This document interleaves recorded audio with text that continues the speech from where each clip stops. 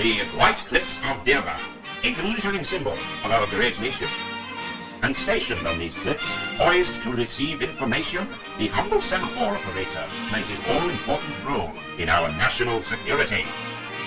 Semaphore operators are the unsung heroes of naval intelligence, working round the clock to ensure vital information gets where it needs to go. But how does it all work?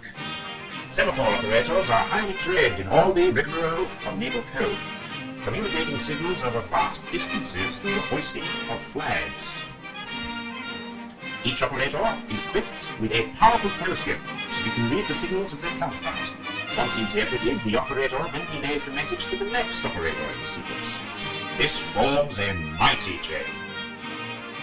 The chain begins in Dover, where operators receive messages from naval ships at sea, and terminates in London, where the signals are decoded and utilized to advance military efforts. So the next time you're strolling down the beach, spare a thought for our brave semaphore operators, doing their bit to keep our nation safe and free from enemy hands.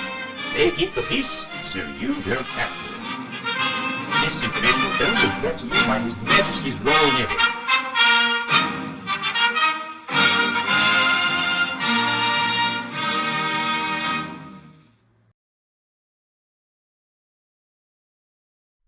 Lonely and bored out of their minds, our semaphore operators lament the sorry state of their lives, spent waiting for messages that never come.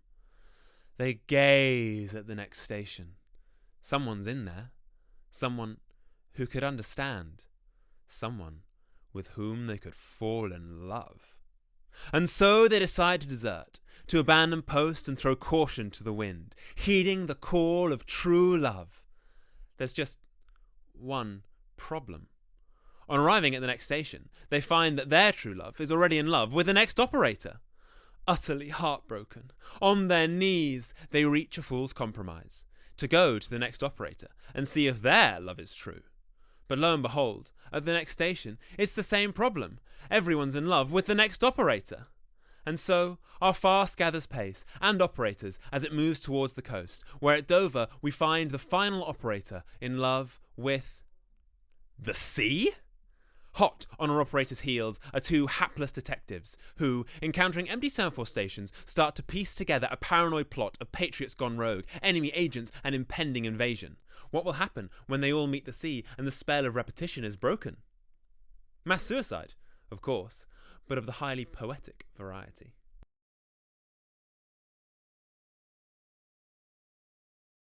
Flagpole was brought to life by a group of art students from UAL and Goldsmiths University, headed up by Owen Green and Lawrence Brown, the creators of the show. The fact that we are mostly art students is kinda evidenced by our decision to build an entire working set and costume on a shoestring budget with zero funding, because when you're an artist, to make something, you have to make something. When our work in progress shows were received with rave reviews, it confirmed what we already suspected, that not only were we onto something, but that we were funny. Nearly everyone who watched the show said that we just had to bring it to Edinburgh. So here we are, asking the Charlie Hartill Fund to help us finalise the show and make that dream come true. Flagpole was born out of the current moment. The play speaks to the loneliness epidemic, the voyeuristic nature of being online, the boredom of underskilled employment, the paranoia of a post-truth patriotism, and the struggle of finding love in a world that feels constantly on the brink of collapse. But at its heart, Flagpole is a play about love. Love for each other, but also love of country, and seeks to investigate the driving force behind both. We are currently witnessing a fight for the soul of Britain. Union Jacks tethered to every other lamppost, assertions of who belongs, who is right, and who is wrong. Flagpole is intended to speak to this conflict, a play steeped in British culture, creating the oxymoronic context of a fascist state in which everyone is apparently queer. Through this absurd vehicle, Flagpole seeks to explore the absurdity of the current moment, and from that create comedy. For this ostensibly dark time can be lightened by community. And there is not much more connecting than the collective act of communal laughter. And would you believe it? But a 2017 study conducted by UCL found that whilst watching a piece of theatre, audience members' heartbeats synchronized. They responded in unison, with their pulses speeding up and slowing down at the same rate. Experiencing the live theatre performance was extraordinary enough to overcome the group differences and produce a common physiological experience in the audience members.